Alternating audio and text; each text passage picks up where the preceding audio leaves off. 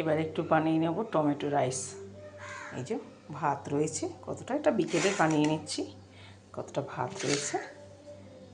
আর এই যে লাগবে গিয়ে হচ্ছে গিয়ে একটু পেঁয়াজ কুচিয়েছি, লঙ্কা কুচিয়েছি, ক্যাপসিকাম, টমেটো, একটু রসুন কুচিয়ে নিয়েছি।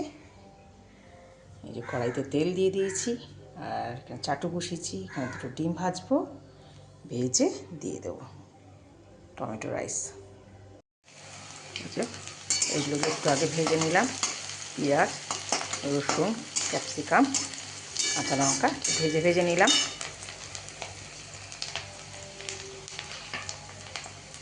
এবারে টমেটোটা দিয়ে দিলাম।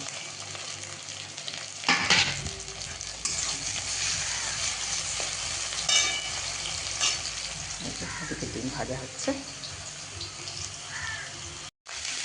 যে ভাতটা দিয়ে দিয়েছি, নুনও দিয়ে দিয়েছি, একটু ভিনেগার দিয়ে দিলাম।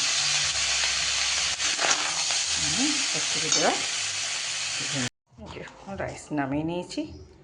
এবারে একটু গোলমরিচ গুঁড়ো উপর থেকে দিয়ে দিলাম, আর একটু দিই, আমি একটু তিখা তিখা খেতে ভালোবাসি, দিয়ে দিলাম। Ready tomato rice.